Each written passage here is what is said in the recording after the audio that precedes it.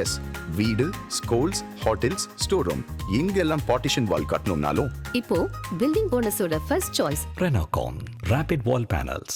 இந்திய பெண் திட்டம் இப்போ பாலியல் பெண்கள் பாதுகாப்பு தான் ஆரம்பிச்சாங்க. இப்போ நேற்று பொருளாதார செல்ல சொல்லிக்கார மத்திய அமைச்சர் இவங்களுக்கே ஒரு பாதுகாப்பு சொல்லியிருக்காரு. இல்ல அது சிங்கப்பெண் அந்த படையில உள்ள ஒரு பெண்ணுடைய நகை திருடு போகுது. அந்த பெண்ணுக்கே அவங்கள பாலியல் சீண்டல் உருவாக்கப்படுது. அப்படிலாம் இருக்கும்போது அவர் அந்த கருத்தை சொல்லியிருக்கிறாங்க. சிங்கப்பெண் படை என்பது பெயரளவுக்கு உருவாக்கப்பட்டது. இது முறைப்படுத்தி அந்த உதவி எண் 181 இருக்குது, 1098 இருக்கு. அந்த உதவி எண்ணோட இவங்களை இணைக்கப்பட்டு 100 காவல்துறை இருக்கு. அந்த உதவி எண்களோடு இணைக்கப்பட்டு இவங்களும் அந்த மகளிர் போலீஸ் ஸ்டேஷனு, மற்ற எல்லா போலீஸ் ஸ்டேஷன்லயும் உள்ள குழந்தை நல காவலர்கள், மகளிர் நல காவலர்கள் எல்லாம் இணைச்சு ஒருங்கிணைஞ்சு செயல்பட்டாதான் நல்லா இருக்கும். இப்போதைக்கு கண் துடைப்புக்காக பெயரளவுக்கு இந்த சிங்கப்பெண் படை உருவாக்கப்பட்டுள்ளது என்பது என்னுடைய குற்றச்சாட்டா நான் வைக்க விரும்புகிறேன். அதிமுக அரசால் கொண்டு வரப்பட்ட நல்ல திட்டங்கள் திமுக அரசால் தொடரப்பட்டது. தற்போதுள்ள தமிழக வெற்றி கழகம் அரசு அமைக்கப்பட்டது. அம்மா உணவகத்தின் உணவுகள் வெளி மார்க்கெட்டில் விற்கப்படுகிறது ஒரு குற்றச்சாட்டு எழுது. இதை பற்றி ஒரு நிலைப்பாடு. அம்மா உணவகத்துல உள்ள பொருட்கள் உணவுகள் வெளி மார்க்கெட்டுக்கு டோட்டலா விற்கப்படுகிறது.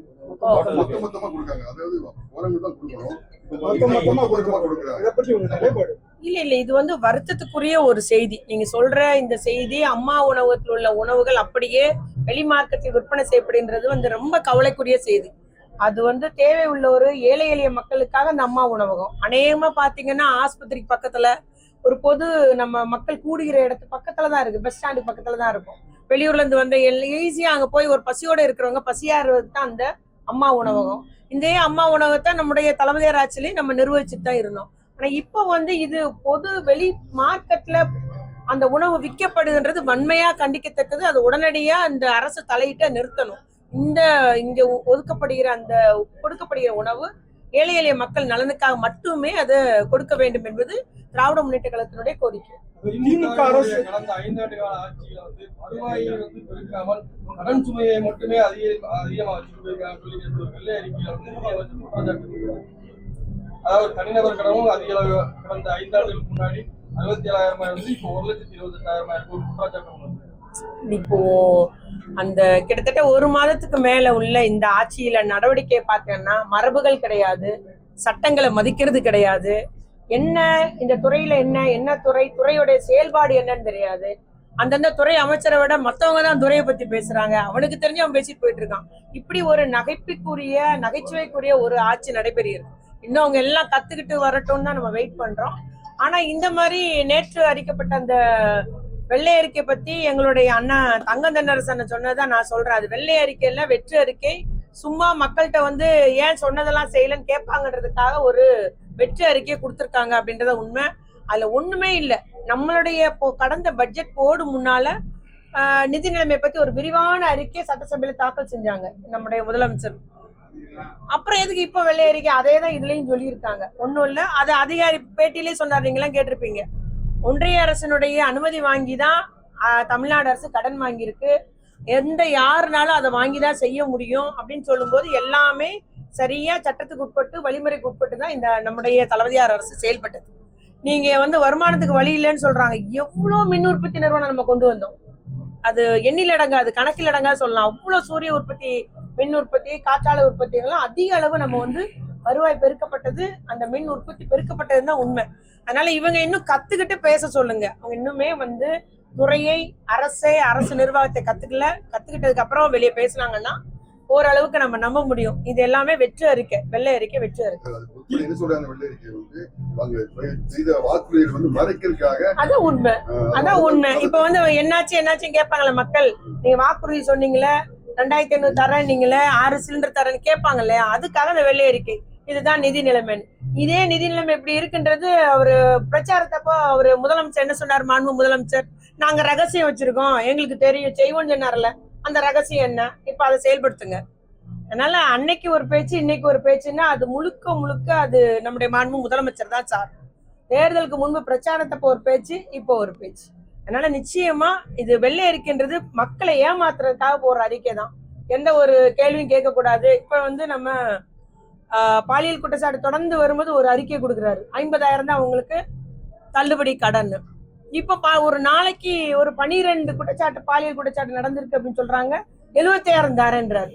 அதனால அவங்க வந்து ரீல்ஸ் பண்ணவங்க, ஷூட்டிங் எடுக்கிறவங்க, நிஜத்தை அறியாதவர்கள், எல்லாம் நடித்தே பழக்கப்பட்டவர்கள் எந்த அளவுக்கு தமிழ்நாட்டை கொண்டு போறாங்கன்னு தெரியல. தமிழ்நாடு வளர்ச்சி அடைந்த ஒரு தமிழ்நாடு, அதே நிலையாவது தொடர்ந்திட இந்த அரசு, இந்த அமைச்சர்கள், இந்த முதலமைச்சர்கள் நம்முடைய நாட்டு வளர்ச்சிக்காக பாடுபட்டுட வேண்டும். இந்த மகளிர் வந்து பெரும்பாலும் வந்து பஸ் வந்து ஃப்ரீன்னு சொல்றாங்க மேடம். மகளிர் பொறுமை எப்போ விடுவாங்க எல்லாமே குற்றச்சாட்டு இருக்காங்க. மகளிர் பஸ் அனைத்து பஸ்ஸுகளும் வந்து ஃப்ரீன்னு சொன்னாங்களா? ஏன் சொல்ல அறிவியா எல்லாத்துக்குமே அப்படிதானே. மகளிர் பஸ் எல்லாம் ஃப்ரீன்னு சொன்னாங்க. படித்த இளைஞர்கள், வேலை கிடைக்காத இளைஞர்கள் மாசம் 4,000 தரேன்னாங்க. எல்லாம் இது இந்த விவசாய ஆமா மாமன் சீரு, அப்புறம் கல்யாண சீரு, தங்கம், பட்டு புடவை, என்னெல்லாமோ இருக்கு. ஸோ இவங்க அதெல்லாம் நிறைவேற்றிக்கிடுவாங்களா என்னன்னு தெரியல. ஆனா நாங்க எங்களுடைய திமுக பொறுத்த வரைக்கும் மக்கள் நலனுக்கானதை நாங்க போராடி கோரிக்கை வச்சு நிறைவேற்ற செய்வது எங்களுடைய எதிர்க்கட்சி, எங்களுடைய கடமை. எதிர்க்கட்சி எம்எல்ஏ, நம்முடைய கோயில்பட்டி எம்எல்ஏ உள்ளிட்ட எல்லாருமே அதை அரசை வலியுறுத்துவோம். அதாவது திமுக வந்து கடந்த காலம் கூட்டணி படத்தில் அமைந்தது, தற்போது கூட்டணி படம் இல்லாம தனித்து நிற்குது. இச்சூழ்நிலை வந்து தாவேகாவுக்கு அரசுக்கு எதிராக ஆக்கப்பூர்வமான நடவடிக்கையில் நாம் ஈடுபட்டார், அதாவது அதிமுக ஈடுபட்டால் மக்களுடைய முழு நம்பிக்கை பெறும் சொல்லி இபிஎஸ் தன்னுடைய கருத்தை பதிவு செஞ்சிருக்க. இதை பற்றி உங்க கருத்து? அது அவருடைய கருத்துங்க. எங்களை பொறுத்த வரைக்கும் கூட்டணி இருந்தாலும் இல்லாட்டாலும் என்னைக்குமே திமுக வந்து மக்கள் தேவைகளுக்காக, மக்களுக்காக பிரச்சனைகள், மக்களுக்கு ஒரு பிரச்சனைன்னு சொல்லும்போது முதல் தளத்தில் நிற்கிறது திமுகவா தான் இருக்கும். இந்த கூட்டணியை பத்தி எங்களுக்கு ஒன்றும் பிரச்சனை இல்லை, கூடுதலாக கட்சி பலப்படும் என்பதுதான் எங்களுடைய கருத்து. திமுகவில் இருந்து, அதாவது அதிமுகவில் இருந்து வந்தவர்களுக்கு திமுகவில் வந்து 16 அமைச்சர்கள் கொடுத்திருக்காங்க. ஏற்கனவே திமுக நிர்வாகிகள சலசலப்பு ஏற்பட்ட சூழ்நிலையில அதாவது ஸ்டாலின் அவர்கள் நேற்று ஒரு கருத்து பதிவு செஞ்சிருக்காங்க. அதாவது அதிமுகவில் இருக்கக்கூடிய நிர்வாகிகள் மாறும் எண்ணம் கொண்டவர்கள் திமுக நோக்கி வர வேண்டும், அவர்களுக்கு உரிய மதிப்பும் மரியாதையும் பதவி வழங்கப்படும் சொல்லியிருக்காரு. இதை பற்றி ஒரு கருத்து? இது நாங்க என்னங்க, நீங்க இதெல்லாம் நம்ம வந்து நான் இதுல வந்து எந்த கருத்து சொல்ல விரும்பல. அவன் சொன்ன வார்த்தையை நம்ம சொல்ல முடியாது. பாதிக்கப்பட்ட பின் நேற்று கூட எனக்கு பாதுகாப்பு சொல்லி அந்த மாவட்ட ஆட்சியர் இன்னும் அந்த எதுவும் நடவடிக்கை எடுக்கப்படாமலே இருக்கு. அந்த எம்எல்ஏ இல்ல, எல்லா தரப்புலையும் வலியுறுத்துறாங்க. அந்த அம்மாவே நேரம் பேசுது. எதனால அந்த அம்மா கட்சியில வந்து நிக்கிட்டாங்க, ஆனா எதிர்த்தரப்புல ஒன்னும் நடவடிக்கை எடுக்கல. அந்த எம்எல்ஏ கூப்பிட்டு ஒரு முதலமைச்சர் எதுவும் வான் பண்ணாரா என்னன்னு தெரியல. அந்த அம்மா வீட்டுக்கு போய் அடியாட்க போய் மிரட்டுறாங்களாங்க. இது வந்து வன்மையா கண்டிக்கத்தக்கது. இப்படி ஒரு உங்க கட்சிக்காரங்களே ஒரு பாதுகாப்பு இல்லைன்னா வேற பொதுமக்களுடைய பாதுகாப்பில் பெரிய கேள்விக்குறிதான் இந்த ஆட்சியில் அமைகிறது அப்படின்னு தான் உண்மை. அதனால நிச்சயமா இந்த நிலை மாற வேண்டும் என்பது எங்களுடைய வலியுறுத்தல். ஏங்க அவர் வேற என்ன பேச முடியும்? சபாநாயகர்னு அவங்க கட்சியை பத்தி அப்படிதான் பேச முடியும்.